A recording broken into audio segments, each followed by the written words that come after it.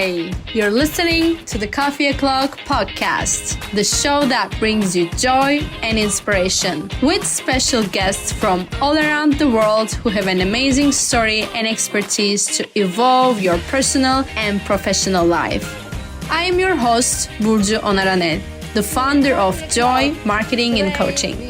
Make sure you grab your coffee and get ready to explore new ideas. Let's get started. At Cognus. I hope I say the company name correct. It's new word to me. But welcome. How are you? I'm great. Thank you so much for inviting me. Really excited to be here. I am so excited to have you on the show. So excited to delve into your story. Tell us a little bit of who you are, what you do. Okay, so as you said, I'm Hayley. I'm an education safeguarding manager in Sutton, and I work for a company called Cognus Limited. Cognus is commissioned by the local authority to provide education services to schools in Sutton, and we're also a traded company, so we work with out-of-borough schools. I think often many people say to me, but how did you get into safeguarding? Why do you do what you do? And I guess if I go back a bit, so I was 10 years old and I remember playing around in my bedroom upstairs with my sister. It was really late. We were obviously meant to be asleep, but we weren't. And I heard the telephone ring, and all of a sudden, you know, you think it's quite late. That doesn't normally happen. But I heard my dad cry, which I'd never heard ever. And I heard my mum in such an emotional state. I immediately knew something was wrong. And basically my aunt, who was 26, had been in an abusive relationship, and that call was a call to say that she'd been murdered by her partner. All I can say to you is, again, time just stood still. I was 10. I didn't really know how to process that information, but the change kind of came. She had 2 children, and my mum and dad took the children on, and very quickly, like overnight, they became foster carers.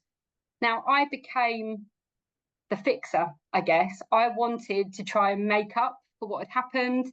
You know, her children were 5 and 7. They were so young. Now we know that I was 10, I couldn't make up for it. But again, that was kind of my mindset. I wanted to try and make things better for them.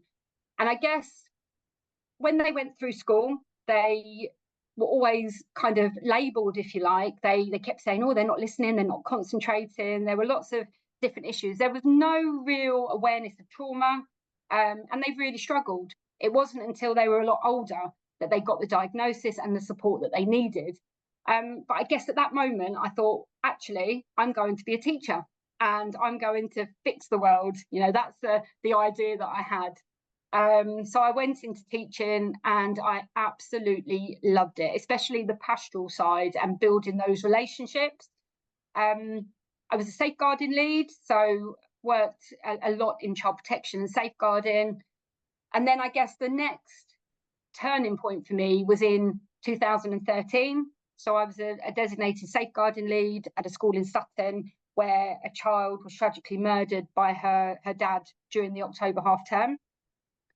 And all I can say to you is, again, time literally stood still. You know, anyone working in safeguarding, you want to believe that you can prevent this from happening. You have the whole blame culture. You have people coming in and saying, you know, how did this happen? And of course, it's a massive period of self-reflection for you as well. You get interest from the media, from the community. You're dealing with your own emotions. But I guess what I saw at that time was a real vulnerability in people that, you know, with teachers, you're hearing this information, you're processing it, you're trying to understand what's happened. And in the next instance, you're back in that classroom with a smile on your face, teaching the children, because that is what you are there to do. And I think it was a turning point because I knew then that I wanted to have a role in safeguarding, and I wanted to do everything I could to support people working in that area and try and prevent the same thing from happening.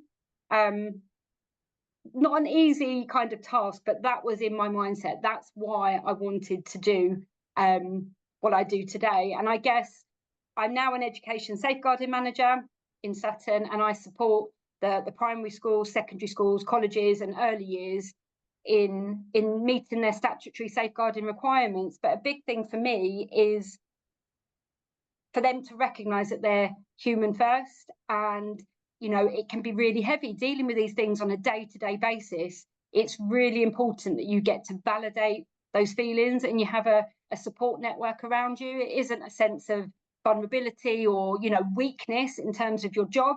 It just shows that you care and that you need to look after yourself as well as looking after others.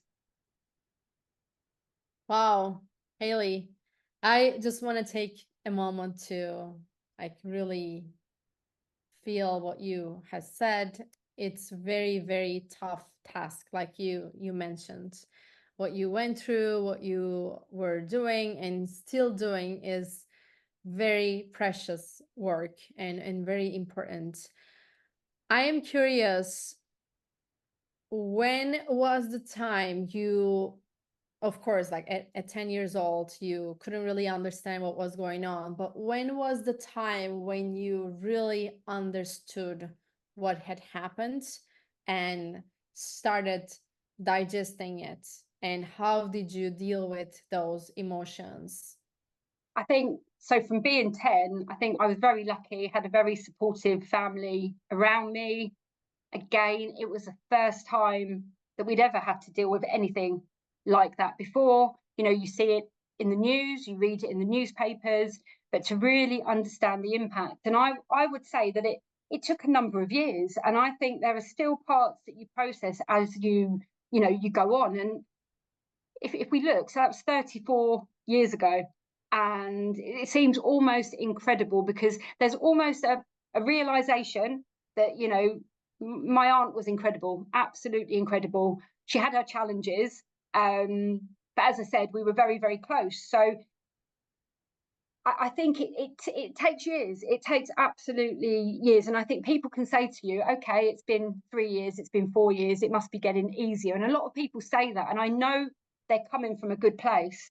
But it doesn't really get easier. It's just how you manage it becomes different. And I guess as I got into my teenage years, I started to really kind of understand. And then going into the role that I was in and doing domestic abuse training and looking at the impact of trauma and the work around families, that's when I started to really realise, wow, that's what we were going through. And that's probably a reason for some of the behaviours that I saw in my nieces and nephews growing up. It's something that does stay with you. And although I mentioned that word that I became the fixer. Now, nobody asked me to do that. Nobody asked me to step in, but I just felt that that's what I needed to do. And I've always had that kind of feeling. Now, I know that I'm one person and there's absolutely no way that can happen. You need so much more. You also can't stop those things from happening. You can be aware, you can make sure you're signposting, you can listen, you can try and get people to reach out, but you can't physically stop the bad things from happening. But I want to believe that we can do everything in our power to give people the resources to prevent it if we possibly can. Yes, it was your why, your life purpose, that you immediately felt that you need to do something about it. And I want to ask you, why safeguarding? Because there are other jobs that also have same or similar purpose. Yeah. How did you pick safeguarding? Like, what was that turning point? I think for me, as I said, I was a teacher, then became a head of school, and I saw so many different things. Over the 20 years, it's a long time to be in education, and I think it was just those relationships with the families. You know, there were difficult times, and with child protection, with safeguarding, with early help. Sometimes it's just those relationships, those connections, actually finding out what is truly going on for a family and a young person, and trying to get them the help that they need. It can be extremely emotive, and there were times in teaching where obviously you'd get a disclosure and you would have to follow that up, and then the family were so angry, you know, so angry, and you kind of run the risk, or the child would look at you and say, but I didn't want you to tell anyone. And it can be so hard, and you always have to think, you know, the reason you're doing this is because you are doing what's in the best interest of the child. And if following a disclosure, you know, support's put in place and there isn't anything else to follow up, then great. But unfortunately, there are some of those cases where help is really needed, and you want to make sure those children are getting the best lives and opportunities that they can. What can you say, a couple of things about your experience from 10 to this day? What have you learned about life, about yourself? I've learned so much, so much about myself. But I think the biggest thing is that I'm always going to see myself as a fixer. But it's that realization that you can't fix everything. That's been a really hard lesson to learn. And it's come through years of experience, and that's personally, professionally. I think another really, you know, strong thing that I take with me every day, it's reaching out to people around you and having a strong support network. Now, I mentioned that I work for Cognus in Sutton, and I work with all the designated safeguarding leads in the Sutton schools. And I've got to say, you know, they are absolutely incredible. They go above and beyond. We have such a strong, open, transparent network. And that's something that at Cognus we really try and instill in our schools. You know, we know things get tough. We know mistakes can happen. We know there are challenges, but we want people to be as open and honest about how they're feeling so that we can all be in this together. I think I tried to shield a lot of that. You know, I didn't want to sign up for supervision. I didn't want to stop. I didn't want to talk through anything because it was painful. And I also thought that it would reflect badly on me, and that, you know, people would think that I couldn't do the job. But it took years to actually understand that, you know, opening up, having that reflective supervision is so important, because as I've said to you earlier, you're giving so much to others that you can't pour from an empty cup. What are you doing to protect yourself? If you're not telling, you know, your work colleagues how you're feeling, how can they help? How can things be made better? So I think they've been really hard lessons to learn. But now that I can actually go through the years and see how it impacted on me, I try and instill that in others. So straight away, you know, yes, you are a teacher, you're a professional, you're working in safeguarding, you've got responsibilities, but you're also human first, and that really matters. Yes, it's so important to remember every time, whatever we do, whatever you do who are listening or watching us right now, always put yourself first. I think among all the things, very important things you mentioned, I really want to point out that part, because if you're not there, there's nothing around you. If you're not alive, if you're not healthy, mentally, physically, spiritually, then you can't serve people around you. You can't be a good person at work, or you can't be a better spouse, mom, or husband, wife, father, whatever titles, hats you have in your life. You have to feel good first. Yeah. And really take care of yourself. So what do you do today, or since that time, to take care of Hayley? Okay, so I think it's important to mention this, the pandemic again was a massive turning point. So I think I had been on a bit of a hamster wheel until then, just taking everything on. The pandemic happened, and then again, this fixer came out, and I just wanted to be there for everyone. Now, obviously, that was a real unprecedented time, and yes, I was supporting the schools and doing the professional bit, but obviously there was vulnerabilities within my own family. And sadly, I lost my dad and my nan during the pandemic. And I did keep on going. I did keep on pushing, because I was worried that if I didn't get back up, if I stopped, I wouldn't get back up.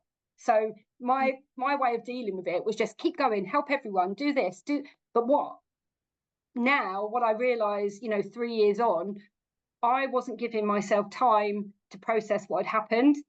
And I think so many professionals working in this kind of role and in safeguarding do exactly the same. I think that was the time I really realised you can't fix everything, but it also made me realise, I am a strong person, I am a resilient person, but things happen and it can change you. I think I was close to burnout, in all honesty. And I guess over the last 3 years, it's been about, being honest with myself, taking that time, I'm still working on it. It's work in progress. But, trying to take some time to really validate your feelings. And sometimes it's okay to do nothing. I think busying yourself, I can understand why people do it, but I do believe it's a dangerous place to be in. And I think I'm a lot more self-aware now through going through such tragedy. And it really was, it was the most difficult thing I've ever experienced in my life. And as we've explained, we've been through some tough times, but this was completely different. And I think it shocked me, the impact that it actually had.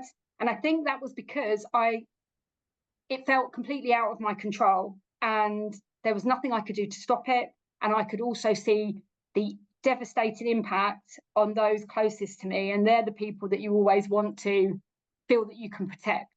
So I think I'm a lot more honest now. I do have, reflective supervision. I try and go to the gym. I like running. So I ran the marathon last year, the London Marathon, which was, quite interesting. But again, that community feel, that spirit, seeing all the excellent causes, and also hearing the emotional stories from people that you're connecting with, it just ignites something within me, and again makes me understand my why even more. Nice. I love it. I really love and see your heart. It's amazing what you do, and it's also amazing that you are aware. You have been aware to pour your cup first and then pour others. So you mentioned the company you work at, Cognus. Can you tell us more about how you do what you do, to people understand what is it all about? Absolutely. So Cognus is commissioned by the local authority in Sutton to provide education services to Sutton schools. As I said, we also trade out of Borough. Now those 28 services are safeguarding, SEN, the virtual school, behaviour support. There is a lot of services that we manage, and they do incredible work. So when you've got an issue with a family or schools are needing support, very often it's not just one service that can help. And I think one thing that really I'm so proud of within Cognus, we unite. There's that collaboration between the teams. We have that shared vision and shared resource, and we do our absolute best to give the families, the young people, the schools what they need.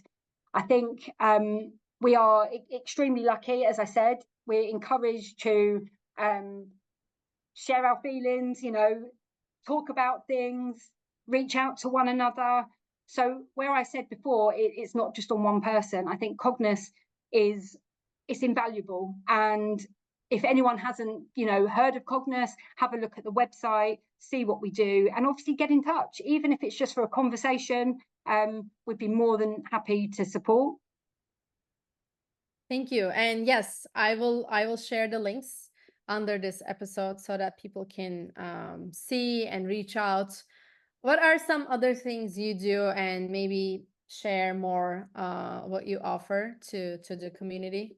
Yeah, so a big thing in terms of safeguarding, so it's creating that network of not being alone. I think that's really, really important. So yes, we support with training. So we do the safeguarding training, DSL training. We support with safeguarding reviews and preparation for Ofsted, managing allegations against staff, managing Ofsted complaints, and also that general support and advice. But I think the thing that I really want to promote today is that need for reflective supervision. Now, I've talked about it and the reason it's so important. Cognus also deliver reflective supervision for safeguarding leads, and it's something we're looking to develop even further. Now, I know a lot of schools do their own in-house things, there are external companies, but again, if I can get anything from people listening today, if you haven't got any type of supervision in place, you can reach out to us at Cognus, or just make sure that you go back to your leadership teams, have that discussion. It's not always easy, and people may say to you, we don't need it, we don't want it. But I think it is absolutely invaluable. Yes, I agree with you. And even just to have a conversation, to have a better of understanding what you do and how to help, it's important. Do you have volunteer opportunities, like people can help you, not maybe as a job, but to have organization? Do you run some sort of organizations?